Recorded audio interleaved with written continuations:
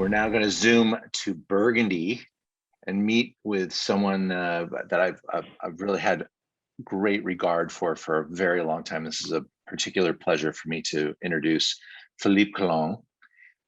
Philippe, good morning from Los Angeles. Good evening in Burgundy. How are you? Yes, fine. Thank you. How are you too?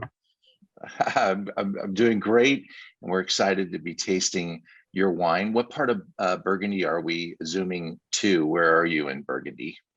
In Chassagne-Montrachet. This is where you make home, right? To Chassagne? Yes, it's where is the winery, and the vineyard, specifically the Santenay. It's not so far. It's about 3 kilometers of the winery. Very good.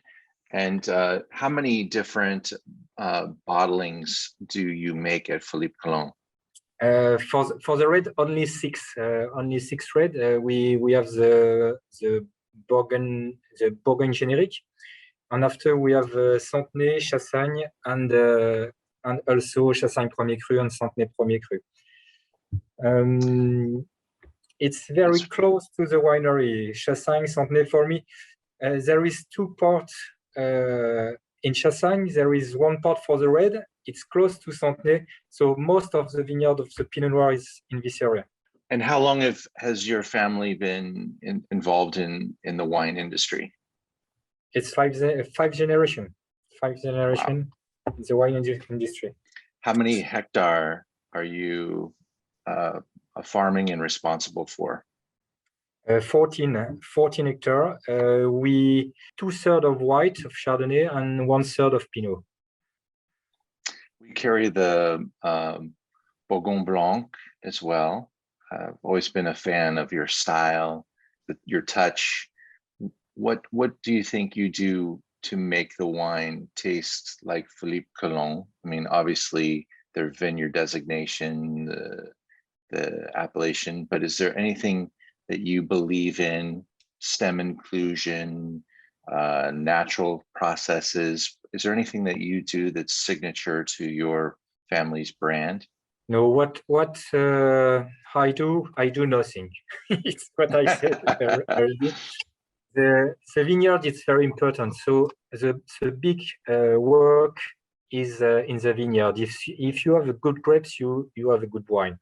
And after, I don't want to do a lot of things with the wine. We harvest good belling.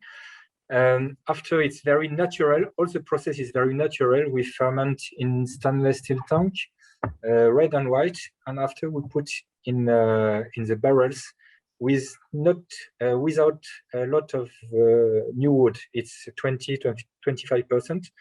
And after, the wine is speaking. It's what I want, and each wine is very different. What I fight to is to have I do 25 different wine. Most is in Chardonnay, but what I want every year is to have particularity, identity for each wine. It's very important for me. The Santenay that we're trying tonight is the 2016, which we have in our library and is in a beautiful state. Do you recall the 2016 harvest and why 16 is so wonderful? So 16 is very fruity. It's not a very intense vintage. We were lucky because it's a very pleasant vintage. Not too complicated. The climate was very easy this year. After we harvest at a good time, I think, and what we have with the 16, it's for all the 16 right now, it's a very good balance and very fruity style for me. And we'll also carry the 2019 Santenay. Can you tell us the difference between the 19 and the 16? 19 is more complex. I think there is more intensity in the 19th. 16 and 19th is 2 years where we had a little frost, specifically for the white. But for the red, it was less less than in the white.